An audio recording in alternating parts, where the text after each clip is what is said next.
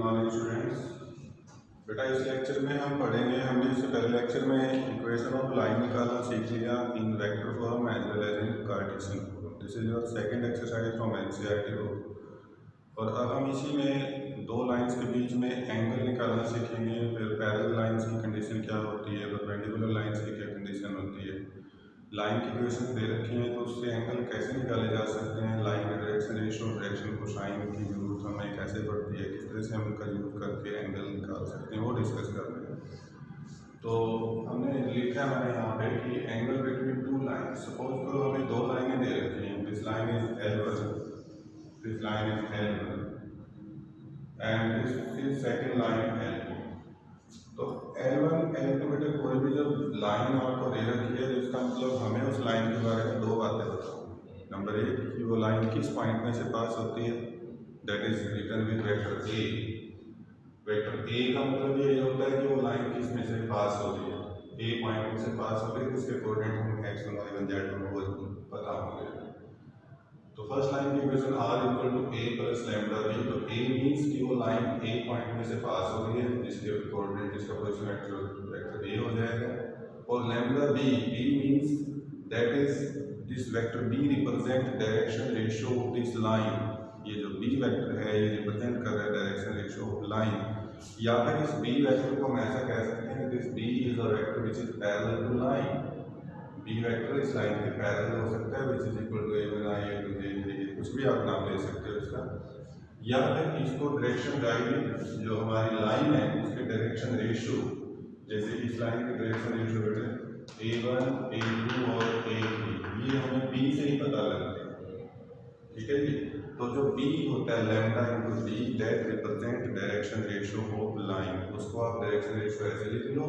या उस लाइन के पैरेलल कोई वेक्टर लिखना है b तो b को a1 a3 लिख लो। इसको बार बार समझा रहा हूँ मैं, इसमें कंफ्यूज होने की जरूरत नहीं। ऐसे जो दूसरी इक्वेशन है उसको मैंने लिख दिया r equal to a dash plus mu into b dash. a dash का मतलब this is the position vector of the point from which this line is pass out. मान लो a डैश में से पास हो रही है तो a डैश का position vector small a dash से लिखा है। And b dash is what, that is a parallel vector to the second line। ये second line के parallel vector b1 है, b2 से b3 हो जाएगा। और अगर आप चाहें तो ये b1 b2 b3 these are direction ratio of the second line, b1 b2 and b3 these are direction ratio of the second line। तो जब भी हमें दो लाइनों की इक्वेशन दे रखी होगी L1 that is r equal to a plus lambda b, तो जो b पॉइंट है this is very very important. r equal to a dash plus mu into d dash। So this d dash is very very important। तो d और b dash they represent direction ratio of the line। या फिर आप कह सकते हो अगर vector के फॉर्म में बनाना है तो वेक्टर कोई भी vector which is parallel to the line उसको b से और b dash से रिप्रेजेंट करते हैं। ये जो b वेक्टर पैरेलल लिया है ये लाइन के ऊपर भी हो सकता है, लाइन से लेफ्ट साइड में भी, लाइन से राइट साइड में भी, लाइन के पैरेलल होगा। अगर ऊपर भी होगा तब भी पैरेलल ही होगा। तो अब अपने एंगल निकालना है बेटा दोनों लाइनों के बीच में। तो हमने देखा है यहाँ पे थीटा इज एंगल बिटवीन। तो जैसे हम देख रहे हैं L1 L2 and theta this is angle between line between L1 and L2। लेकिन हमारे पास कोई ऐसा फॉर्मूला नहीं है जिससे हम एंगल निकाल सकें दो लाइनों के बीच में, क्योंकि जब भी एंगल की बात आती है तो हमने एंगल बिटवीन टू वेक्टर निकाला है स्केलर डॉट प्रोडक्ट में cos theta is equal to a dot b divide. तो हम उसी की हेल्प लेंगे, हम एक चीज को करने के लिए दूसरे की हेल्प लेंगे जो हम ऑलरेडी पहले कर चुके हैं। तो आप देखिए ये मैंने जानबूझ के b वेक्टर और b डैश पैरेलल टू लाइन दिखाए हैं। Theta angle between two line है बेटा। अगर इन पैरेलल वेक्टर b को मैं थोड़ा आगे पीछे एक्सटेंड कर लूँ, ऐसे बढ़ा लूँ, पैरेलल टू लाइन को है ही, चलने दें ऐसे, इसको भी ऐसे चलने दें, तो आप खुद देखोगे, आप खुद ऑब्जर्व करिए बच्चों कि जो एंगल लाइनों के बीच में है, जो एंगल लाइनों के बीच में है, क्या एक्जेक्टली वही एंगल दोनों वेक्टर्स के बीच में नहीं है, b और b डैश के बीच में। Angle between two lines theta is same as angle between their parallel vectors b और b डैश। मैं यहाँ पर कहना चाह रहा हूँ these are angle between two lines, तो therefore theta that is nothing but angle between their parallel vector, their parallel vectors, कौन से पैरेलल वेक्टर्स हैं? B and b dash. तो बेटा अगर थीटा एंगल लाइनों के बीच में है तो वही थीटा एंगल दोनों पैरेलल वेक्टर्स के बीच में भी है। तो इसका मतलब देयरफॉर हम cos थीटा निकाल सकते हैं। तो मुझे तो एंगल निकालना है, cos थीटा की वैल्यू कैसे निकालेंगे? b into b dash divide by magnitude of b into magnitude of b dash. आप याद करो cos theta is equal to a dot b divide by magnitude of a into magnitude of b। तो यहाँ पे a dot b की बजाय एक b है तो दूसरा b डैश है। तो ये थीटा निकालेंगे हम, ये ऑटोमेटिकली निकल जाएगा बिकॉज बोथ आर सेम। तो हमने तो ये काम करना है। अब ये काम देखोगे तो ये है तुम्हारे चैप्टर वेक्टर का, पिछले चैप्टर का। अब हम इसको अपनी लैंग्वेज में दिखाना चाहते हैं। तो हम अपनी लैंग्वेज का मतलब, अब हम वेक्टर को यूज नहीं करना चाहते, तो हम या तो डायरेक्शन रेशियो को यूज करना चाहते हैं या डायरेक्शन कोसाइन को यूज करना चाहते हैं। क्योंकि जब आपको लाइन की इक्वेशन दे रखी होगी तो उससे तो बी और बी डैश आपको डायरेक्शन रेशियो मिलेंगे। जैसे ये डायरेक्शन रेशियो पहली लाइन के, ये डायरेक्शन रेशियो दूसरी लाइन के। ये वेक्टर तो हमने इमेजिन किया है कि चीज़ें किस तरह से हम सेट करें, फिर उनको बाद में मेमोराइज करके रखें अपने पास। तो अभी जो बी और बी डैश मैंने दिखाए हैं उससे तो ये पता लगेगा कि हाँ हम ठीक तरह से एंगल निकाल पाएंगे, फिर इसको बाद में शॉर्ट कट कर लेंगे। तो बताइए बेटा बी डॉट बी डैश, अब आपके पास बी वेक्टर है, ये बी डैश है, दोनों का डॉट प्रोडक्ट करो, a1 into b1 plus a2 into b2 plus a3 into b3। तो जो डॉट प्रोडक्ट है वो आप जानते हैं पहले से, a1 b1 a2 b2 a3 b2 divide by magnitude of b, तो that is a1 square a2 square a3 square, फिर b1 square b2 square and b3 square. It's like this. कैसे?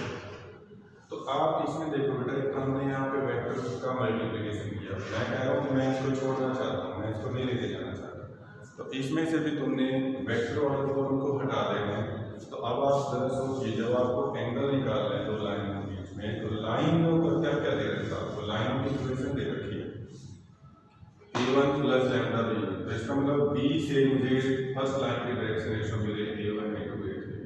दूसरे की इक्वेशन है r equal to a dash plus mu into b dash. तो दूसरे से मुझे डायरेक्शन रेशियो मिले b1 इंटू b3। तो मेरे पास अब दोनों लाइनों के डायरेक्शन रेशियोज हैं, जरा ध्यान दें, a1 into a3 b1 b2 b3। तो अगर मेरे पास दोनों लाइनों के डायरेक्शन रेशियो हैं तो उनकी हेल्प से एंगल कैसे निकला? जरा देखो, a1 b1 कोरस्पॉन्डिंग मल्टीप्लाई कर दिया हमने, a1 b1 plus a2 b2 plus a3 b3 और divide by magnitude of the first direction ratios by taking first direction ratios a1 square a2 square a3 square into magnitude of by taking the second direction ratio of the line. तो b1 square b2 square and b3 square. तो हम इसकी बजाय अब हम इसको use करना शुरू करेंगे। हम जब भी लाइनों के बीच में एंगल निकाला जाएगा तो हम लाइनों के डायरेक्शन रेशियो को सिलेक्ट करेंगे और वो इक्वेशन अगर दे रखी है, चाहे इक्वेशन अगर वेक्टर फॉर्म में दे रखी हो चाहे कार्टेशियन फॉर्म में दे रखी हो, हम डायरेक्शन रेशियो को निकाल सकते हैं। इक्वेशन को देखते ही हमें पता लग जाएगा कि लाइन की डायरेक्शन रेशियो क्या है, और जैसे डायरेक्शन रेशियो हमें पता लगे तो हमारा एंगल निकल जाएगा यूजिंग दिस। ओके, इसमें एक कंसेप्ट और कर सकता है कि कई बार डायरेक्शन रेशियो की बजाय दीज आर डायरेक्शन रेशियो, ये b1 b2 b3 जो है इनको हम बोलते हैं direction ratio, b1 b2 b3। इधर भी इसको मैं दोबारा लिख लेता हूँ, ये डायरेक्शन रेशियो b1 a2 और a3। तो कई बार बेटे डायरेक्शन कोसाइन भी होंगे दोनों लाइनों में, तो डायरेक्शन कोसाइन से भी सेम कंसेप्ट होता है। मान लो ये L1 M1 N1 है और इसके डायरेक्शन कोसाइन L2 M2 और N2 है, तो डायरेक्शन कोसाइन से भी बिल्कुल वैसे ही कंसेप्ट होगा। ये रूल कब लगाएंगे हम? तो direction ratios are given, direction ratios are given अगर आपको डायरेक्शन रेशियो दे रखे। दूसरा, अगर आप डायरेक्शन कोसाइन दे रखे हो, इस direction cosine are direction cosine are given, या कई बार नहीं भी दे रखे होंगे तो हम निकाल लेंगे डायरेक्शन रेशियो से, डायरेक्शन कोसाइन निकाले जा सकते हैं मैग्नीट्यूड से डिवाइड करके। तो तब क्या होगा? फिर से देखिए, वही कोरस्पॉन्डिंग मल्टीप्लाई करेंगे L1 L2 L1 L2 plus M1 M2 plus N1 N2 divide by magnitude of first L1 square M1 square L1 square M1 square N1 square, फिर दूसरे का L2 square M2 square N2 square. लेकिन एक बात note करिए, जब direction cosine होते हैं तो उनका जो सम ऑफ स्क्वायर होता है दैट इज 1, वो 1 के इक्वल होता है। डायरेक्शन कोसाइन ये तो फर्स्ट बात होती है, तो इसलिए जो डिनोमिनेटर होगा डायरेक्शन के कोसाइन के केस में वो नहीं आएगा क्योंकि उसकी वैल्यू 1 होती है। तो जब आपको डायरेक्शन कोसाइन दे रहे हैं तो एंगल निकालने के लिए हमें सिर्फ इसकी जरूरत पड़ती है, cos theta L1 L2 N1 N2 और in plus N1 into N। तो ये हम एंगल निकाल सकते हैं दो लाइनों के बीच में। अब दो लाइनें पैरेलल और परपेंडिकुलर वाला कंसेप्ट भी यहीं पे देख लेते हैं। केस वन इफ दोनों लाइनें अगर एक दूसरे पर परपेंडिकुलर हो, L1 perpendicular to L2 means theta 90 degree, अगर ये थीटा 90 डिग्री का हो जाए तो then cos of theta means cos of 90 degree, that is 0। तो ये राइट हैंड साइड 0 हो जाएगी। तो इट मींस दिस इंप्लाइज, आप डायरेक्शन कॉन्सेप्ट वाला लेके चलो, a1 b1 plus a2 b2 plus a3 b3, this part become 0 क्योंकि ये डिनोमिनेटर है वो भी इधर जाकर 0 के साथ 0 हो जाएगा। तो जो न्यूमरेटर वाला पार्ट है that completely will be 0, a1 b1 plus a2 b2 plus a3 b3 that will be 0। और दूसरा कंसेप्ट क्या हो सकता है, अगर cos थीटा 90 डिग्री का है तो cos थीटा ये भी 0 हो जाएगा। तो अगर आपको डायरेक्शन को साइन दे रखे हैं तो L1 L2 plus M1 M2 plus N1 N2 this is also 0। तो आपको जो भी दे रखे हैं डायरेक्शन रेशियो या direction cosine, sum of the product of direction ratio 0 and also sum of the products of direction cosines, sum of the corresponding products of direction cosine, that is also 0। this is required condition for perpendicular for two line। और ये यहीं से आई है क्योंकि अगर 90 degree का हो जाएगा तो b डॉट b डैश 0 के इक्वल आ जाएगा। तो ये रिजल्ट वहीं से आया। लेकिन अब हम इन रिजल्ट्स को डायरेक्शन रेशियो या डायरेक्शन कोसाइन की लैंग्वेज में याद करना चाहते हैं, ना कि डॉट प्रोडक्ट के केस में। डॉट प्रोडक्ट वेक्टर में था पीछे चला गया, थोड़ा सा दिमाग बढ़ाना चाहते हैं। This is case 1 when lines are perpendicular to each other। अब दूसरा भी आता है कि अगर लाइन दोनों पैरेलल हो जाएं, देखो अगर दोनों लाइन पैरेलल हो जाएं तो क्या करेंगे आप? देखिए दूसरा case, case 2, if L1 parallel हो जाए L2। तो मैं यहाँ पे भी थोड़ा सा बताना चाहता हूँ इस डायग्राम से। दोनों लाइनें पैरेलल हुई just like this, L1 this is L2। तो R equal to A plus lambda B। तो A का मतलब वो पॉइंट जहाँ से लाइन पास हो रही है, B मीन्स इसके पैरेलल कोई वेक्टर B, वो पैरेलल वेक्टर होता है। तो दूसरी लाइन की equation R equal to A dash का मतलब जहाँ से लाइन पास हो रही है प्लस म्यू इनटू, अब इसमें मैं B लिया है, इसमें B डैश नहीं ले सकता, B ही लेना पड़ेगा मुझे इसमें, क्योंकि जब दोनों लाइन पैरेलल हैं तो जो वेक्टर L1 के पैरेलल होगा वो L2 के भी पैरेलल होगा। ठीक है जी। तो इसका मतलब जो B ले सकते हैं या B का कोई स्केलर मल्टीपल, ऐसे B ले सकता हूँ या 2B या 3B या 4B या कुछ भी व्हाटएवर। अगर मैं B डैश ले भी रहा हूँ तो यहाँ से कंफर्म होना चाहिए तुम्हें कि B और B dash they must be parallel. देखिए अगर दोनों लाइनें आपस में पैरेलल हैं तो then B that must be parallel to B dash, तो वो B डैश से पैरेलल होगा। और पैरेलल दो वेक्टर जब पैरेलल होते हैं that means they are scalar multiple of each other. B और B डैश दोनों एक दूसरे के स्केलर मल्टीपल होंगे। स्केलर मल्टीपल्स होंगे तो मैंने बताया था आपको, देखो डायरेक्शन रेशियो जो आएंगे तुम्हारे L1 या L2 के, दे आर प्रोपोर्शनल, वो प्रोपोर्शनल हो जाएंगे। प्रोपोर्शनल का मतलब होगा A1 upon B1 A2 upon B2 equal to A3 upon B3। अगर दो लाइनें पैरेलल हुई तो उनके डायरेक्शन रेशियो प्रोपोर्शनल हो जाएंगे। और एंड डायरेक्शन कोसाइन अगर निकालोगे तुम of L1 and L2 they are equal, तो डायरेक्शन कोसाइन इक्वल हो जाएंगे। L1 equal to L2, M1 equal to M2 and M1 equal to N2, कुछ ऐसे होगा। अगर दो लाइन पैरेलल हैं तो उनके direction ratio proportional, direction cosine equal हो जाएंगे। और अगर परपेंडिकुलर हैं तो उनके जो sum of the product of corresponding direction ratio and direction cosine zero के इक्वल आ जाएगा। तो ये हमारा सेकंड एक्सरसाइज का लगभग हर पॉइंट क्लियर हो जाता है। और अब हम चाहते हैं कि इसे क्वेश्चन 1 बाय 1 क्वेश्चन डिस्कस करें। 11.2 एक्सरसाइज है आपकी बुक में, तो इसके क्वेश्चन देखिए। 11.2 एक्सरसाइज मैंने जो कुछ डिस्कस किया है उसमें से उसको अगर यूज़ करेंगे तो सारे के सारे क्वेश्चन हो जाएंगे आपके। फिर भी आप देखिए इधर क्वेश्चन नंबर 1 है 11.2 एक्सरसाइज फ्रॉम NCERT बुक। आप सीरीज वाइज क्वेश्चन उठा लो और देखते हैं फिर डिस्कस करके। तो बेटा पहला क्वेश्चन है question number 1। Question number 1 equation of line, this is from NCERT। तो ये क्वेश्चन में बोलते हैं show that 3 lines with direction cosine are mutually perpendicular. 3 line हैं जिनकी डायरेक्शन कोसाइन दे रखे हैं तुम्हें, जैसे डायरेक्शन कोसाइन दे रखे हैं ऑफ L1, फर्स्ट लाइन मान लेते हैं। फर्स्ट लाइन L1 ऐसे क्या लिखोगे, ऐसे L1 M1 और M1 नाम दे के लिखने का ढंग भी होना चाहिए। This is equal to 12/30 minus 3/30 और -4/30। ऐसे लिखिए ताकि टीचर को भी समझ में आ जाए और आपको direction cosine of second line उसको आप नाम दे सकते हो L2 M2 N2 and this is what 4/30 12/30 and 3/30।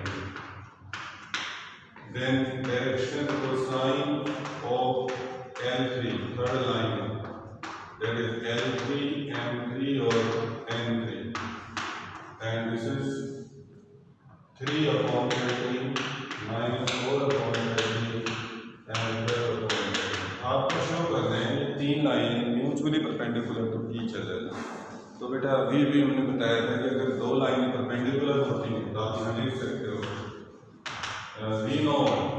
we know if 2 lines are perpendicular, if 2 lines are perpendicular to each other, अगर 2 लाइनें perpendicular होती हैं then sum of products of corresponding direction cosine is 0, वो 0 के equal हो। That is L1 L2 plus M1 M2 plus M1 N2 वो 0 के equal होता है। दिस इज वी नो, ये हम जानते हैं, अभी भी करके दिखाना है। तो आप बेटा तीनों को दिखाना है। देयरफॉर टेकिंग पहले दूसरी लाइन में ले लो L1 एंड L2 को ले लिया, तो let's use it L1 L2 M1 M2 plus M1। मैं सब कुछ बता रहा हूँ हाउ टू राइट, लिखना कैसे है। अंग्रेज मत बन जाना। CBSE के लिए क्लास है तो CBSE के हिसाब से तैयारी करनी है। कई बच्चों को लगता है ये सब लिखने की क्या जरूरत है, तो टीचर भी सोचता है टीचर के नंबर देने की क्या जरूरत है। तो L1 L2 बेटा 12 × 4 48 अपॉन 169 माइनस 36/69 169 और -12/169। देख लो बेटा 36 और 12 48 की होता है तो 0 आ जाता है। तो इसका मतलब यहीं पे लिख लो L1 परपेंडिकुलर है L2 हो गया था। टेकिंग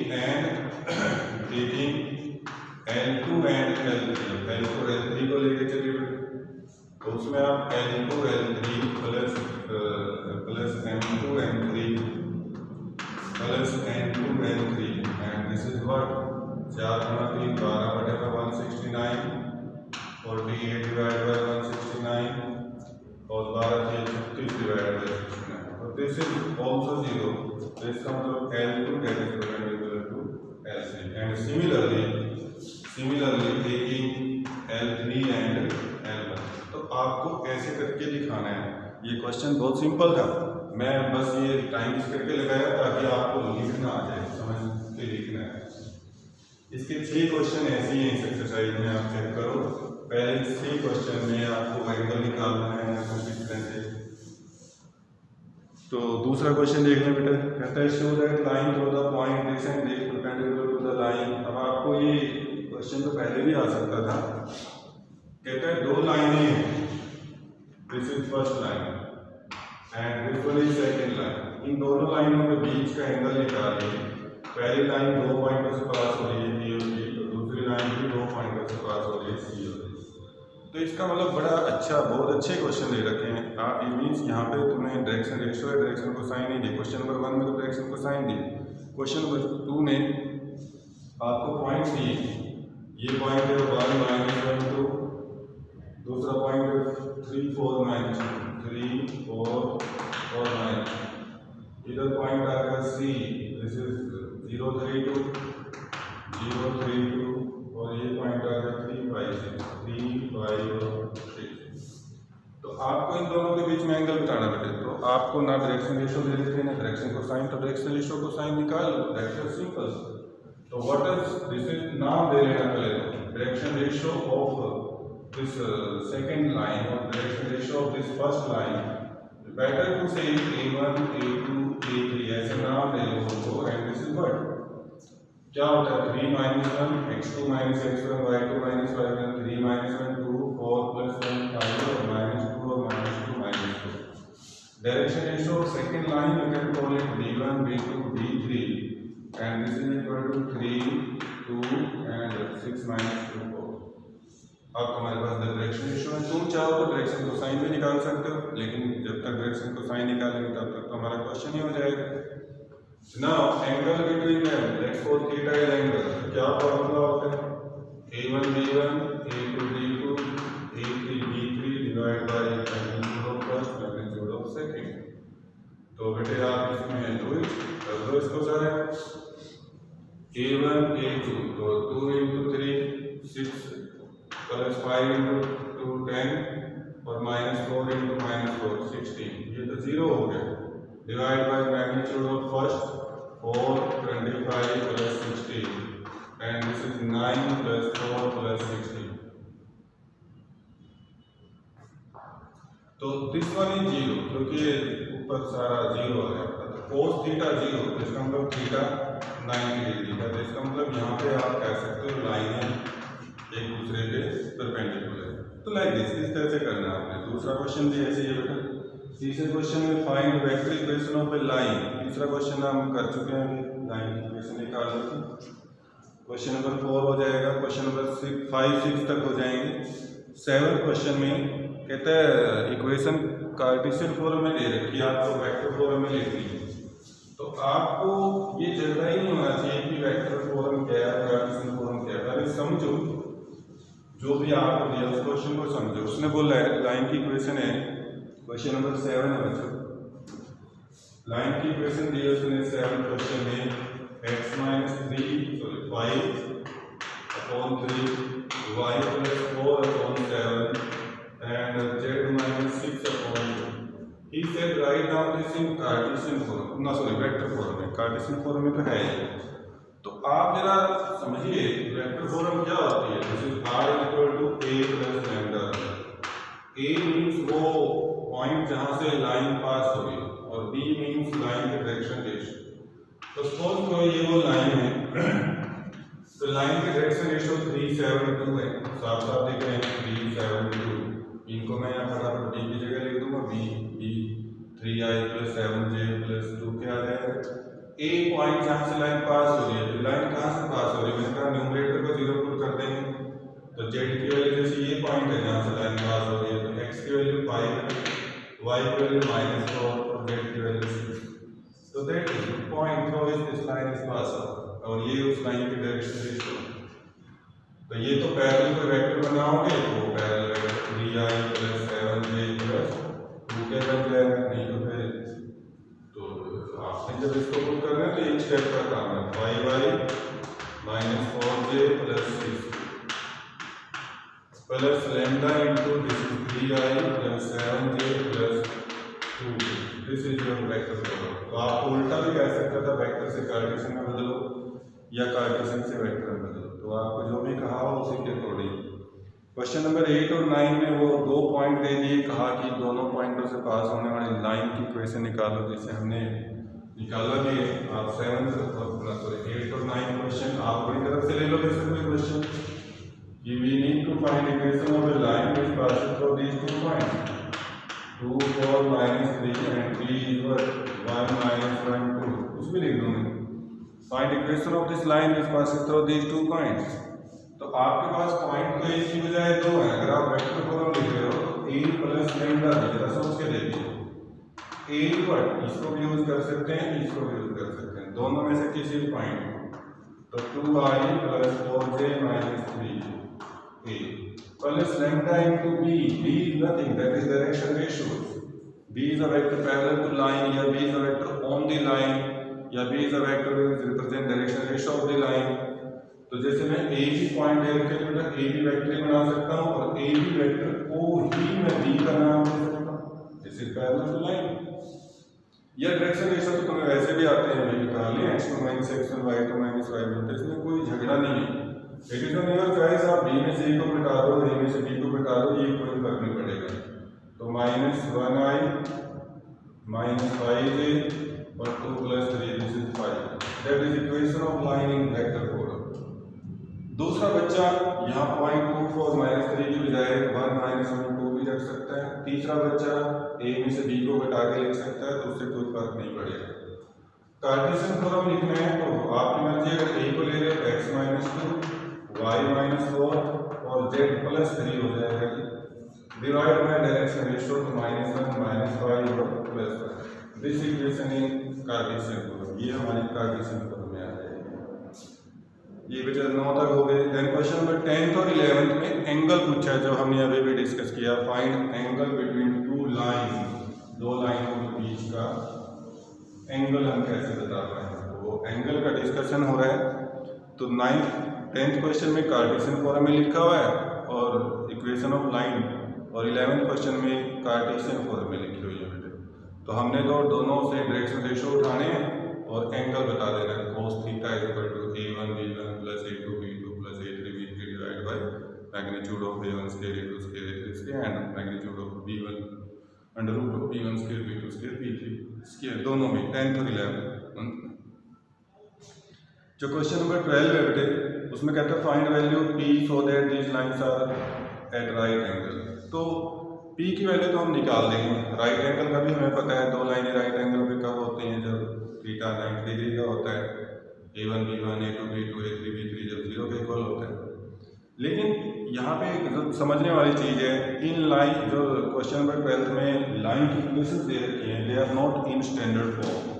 स्टैंडर्ड फॉर्म ना मतलब कार्टेशियन फॉर्म स्टैंडर्ड फॉर्म है ना, यहाँ पे तो जो कार्टेशियन फॉर्म दे रखी है that is not in standard form. Standard form में नहीं क्या लिखा है उसने, लिखा है 1 - x/3 7y - 14/2p and z - 3/2। 7 - 7x, ध्यान से देखेंगे, 7 - 7x/3p y - 5/2/1 और 6 + z 6 - z/5। ये तो ये p की वैल्यू निकाल लो अगर ये दोनों लाइनें एक दूसरे के राइट एंगल पे हों तो पहले तो देखो ना बेटा, स्टैंडर्ड फॉर्म में नहीं है। स्टैंडर्ड फॉर्म तो होता है x - x1 y - y1 और z - z1 और ये नीचे b1 b2 आता है। तो यहाँ तो मतलब पहली बात x का y का और z का कोफिशिएंट +1 होना चाहिए। x y और z का कोफिशिएंट +1 होना चाहिए, सबसे इम्पोर्टेंट बात। तो इसमें तो ये है ही नहीं। इसमें देखो यहाँ पे x का कोफिशिएंट -1 है, तो यहाँ पे 7 है, ये ठीक है। इधर पे गड़बड़ हो रहा है, x का कोफिशिएंट -7 है, मैं कह रहा हूँ +1 होना चाहिए, ये ठीक है, ये फिर गड़बड़ है। तो पहला काम है इक्वेशन को स्टैंडर्ड फॉर्म में लिखो। जब आपके ऊपर वाली चीजें स्टैंडर्ड होंगी तभी नीचे वाले नंबर डायरेक्शन रेशियोज होंगे, नहीं तो नहीं होंगे। जब ऊपर वाली चीजें ठीक होंगी तभी डिनोमिनेटर डायरेक्शन रेशियो को रिप्रेजेंट करेगा, नहीं तो नहीं करेगा। तो इसमें क्या किया जाए, x का कोफिशिएंट मुझे प्लस करना है तो -1 से मल्टीप्लाई करो, x - 1 डिवाइड बाय -1 से न्यूमरेटर डिनोमिनेटर दोनों को मल्टीप्लाई कर दिया। इसमें मुझे y का कोफिशिएंट 1 चाहिए, 7 है, divide numerator and denominator with 7, divide numerator and denominator with 7। तो this is y - 2 divide by 2p upon 7। Then ये ठीक है, इसमें कुछ नहीं करना है आपको। Now this is in standard form. अब सेकंड लाइन, इसमें बेटे 7 -7 x है, तो मुझे -7 की जगह +1 चाहिए, तो divide numerator and denominator with -7, divide numerator and denominator with -7। तो -7 से डिवाइड करेंगे x और ये -1 डिवाइड बाय -3p अपॉन 7, ऐसे करें। -7 से डिवाइड करोगे तो ये -1 आ जाएगा। ये ठीक है, y - 5 अपॉन 1। इसमें भी गड़बड़ है, 6 - z है, तो multiply numerator and denominator with -1, तो z - 6 डिवाइड बाय -1, ऐसे है। अब आप देखिए, now direction ratios of first line L1, capital L1 का है तो बढ़िया रहेगा। डायरेक्शन रेशियोज जी, तो -3 2p अपॉन 7 और 2, मेरे को लगता है बढ़िया, आप ऐसे जरूर लिखें A1 A2 A3 and this is -3 2p upon 7 और 2, ऐसे। Direction ratios of second line L2, that is B1 B2 and B3 and this is 3p upon -7 1 और -1। इससे लिखने से हमें अच्छा लगता है। एज L1 परपेंडिकुलर है L2 के, तो देयरफॉर A1 B1, आपको कहेगा कि ये कहाँ से है, कि यहाँ से दिख रहे हैं ना हमें, A2 B2 A3 B3, वो 0 के इक्वल होगा, वो हम देख चुके हैं पहले। तो बेटा इसको मल्टीप्लाई करिए, तो -3 और this 9 upon 7, this is 2p upon 7 और -10 इक्वल टू 0। तो note 11p upon 7 is equal to 10, तो p की वैल्यू आ गई 7p अपॉन 11। इस तरह से हम p निकाल सकते हैं। तो आपके पास ये क्वेश्चन नंबर 12 था। क्वेश्चन नंबर 13 में शो करो कि दोनों लाइनें परपेंडिकुलर है, तो वहाँ तो परपेंडिकुलर आप दिखा सकते हो आराम से, उसमें तो आपने डॉट प्रोडक्ट करके दिखाना है, बस वो परपेंडिकुलर हो जाएंगे। जो क्वेश्चन नंबर 15 ऑनवर्ड्स हैं, उनमें बोला उसमें find shortest distance between the line. तो ये शॉर्टेस्ट डिस्टेंस का कंसेप्ट हम नेक्स्ट लेक्चर के लिए रखते हैं बेटा, इसको हम नेक्स्ट लेक्चर में डिस्कस करेंगे। ओके, तब तक आप इसमें से जितने भी क्वेश्चन यहाँ तक हो चुके हैं वो कर लें, एग्जाम्पल्स कर लें, एलिमेंट्स आर्टिफिशियल बुक से दूसरे क्वेश्चन कर लें, इससे रिलेटेड जो हमने कर लिए हैं। और एनसीईआरटी में भी कुछ मिसलेनियस में क्वेश्चन दे रखे हैं जिनमें एंगल बिटवीन लाइन या लाइनों की इक्वेशन है, वहाँ से भी कर सकते हैं। ओके, नेक्स्ट लेक्चर में हम शॉर्टेस्ट डिस्टेंस और प्लेन की इक्वेशन को डिस्कस करें। ओके जी, गुड डे बेटा।